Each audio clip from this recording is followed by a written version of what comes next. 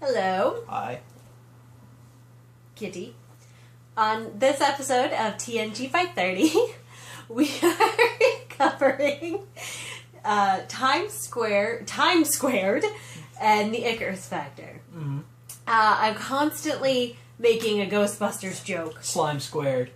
Time Squared. Slime Squared.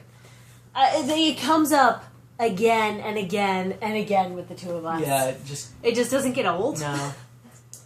Or we're just horrible nerds. Yeah, I think it's a little both. bit of both. Yeah. Anyway, Time Squared. So I think we're now at like the midpoint of the season. I think we're just about there, yeah. Yeah. The 13th episode.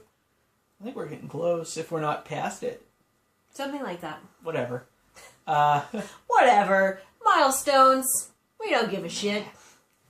So, the Enterprise finds a shuttlecraft that contains Captain Picard. But Picard's already on the ship. Anyway, he's from, what do they say, 6 hours? 6 hours in the future. 6 hours in the future. And he can't communicate. Because he's all his positrons have been negatized or something. His positrons have been negatized. Yeah, no, like the shuttlecraft that he came in, they're like, oh, let's bring power to it.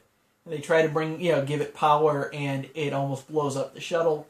They drain power from it, and it turns on? Yeah, it's, positrons have been negatized. Yes. Or it's like, oh, let's give it matter. Why don't we give it antimatter? And I don't even know. Science. It's bad science. We have humanities degrees. Mm-hmm. It's true. So, and then they encounter thing. Like a whirlpool in space. Yeah, like a maelstrom. Like a bathtub drain. Yeah. And they're gonna fall. And they see, It's sentient. Oh yeah, it was sentient. It has like a life force. Because Troy was, I sense feelings.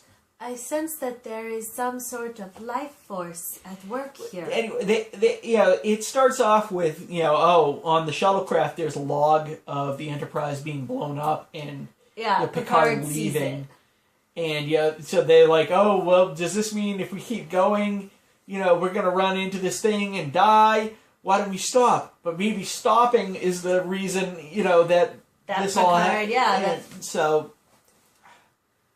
anyway, another, it is sort of another, surreal-esque, episode. Yeah. I remember we watched this one, and then we watched the Royale, and it was just like, this season's taking a turn for the really weird.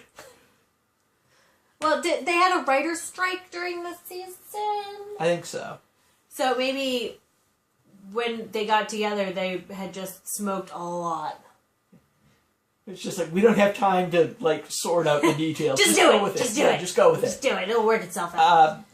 I would like to say that, they did the whole split screen thing with Picard.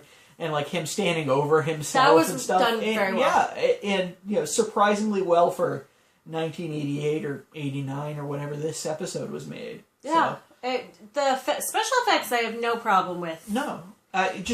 Sometimes it can get dodgy, but...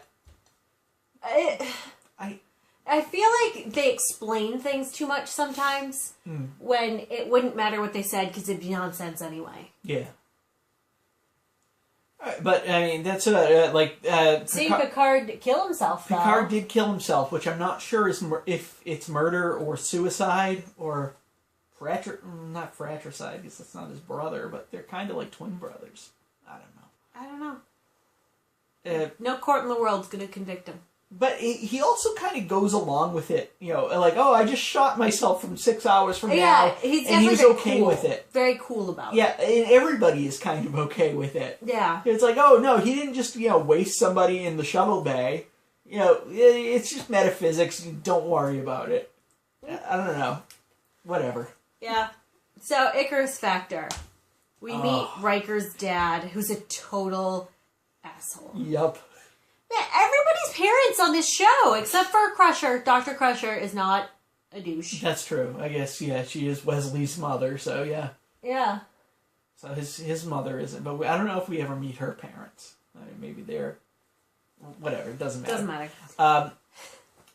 What is it? Right? Yeah, Riker's dad shows up to offer him command of a new ship. Yes, that's going to be exploring somewhere that's never been explored before. Yep, boldly going and all that. Yes. He is to boldly going. Yeah, but then they say, they're like, oh yeah, you're going to go explore all these things, but it's kind of a crappy ship. Or, like, it's kind of a boring, like, it's not... They're just not sure what's going to happen. It could be this great big adventure and discovery, or it could just be a planet of rocks. Yeah.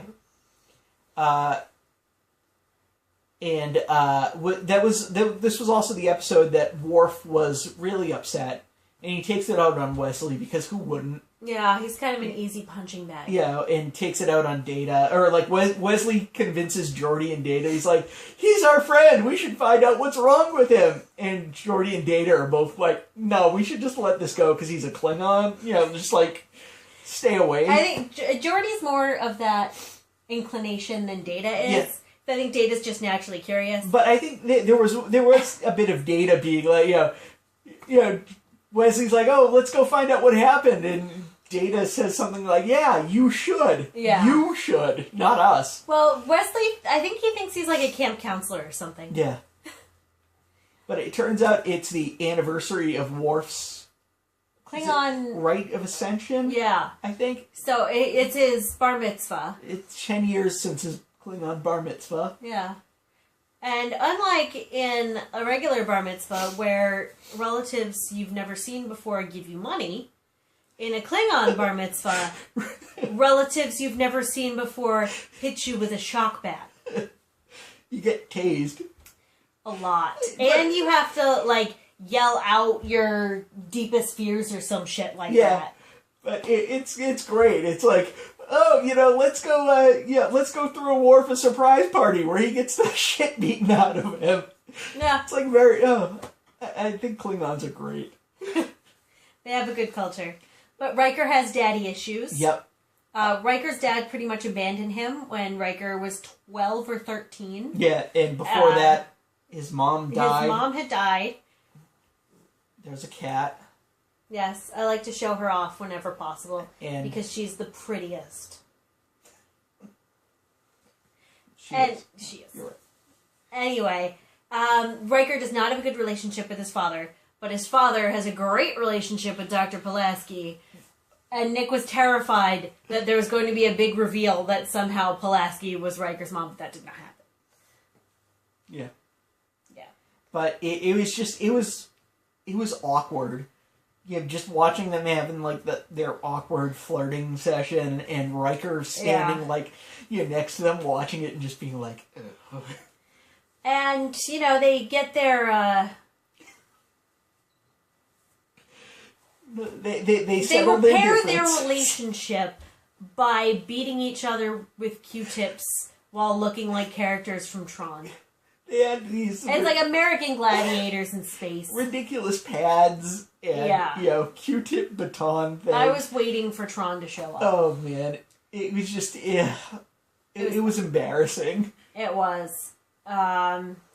And they settled the differences because, his dad was cheating or something, but by then it doesn't matter. It's just like, this is too goofy. Yeah, and I just have this little problem where no one on TV shows ever rightfully severs a relationship with a parent. No matter what the parent has done in the past. It's always like hugs and forgiveness in the end. And that's not realistic, and it's annoying.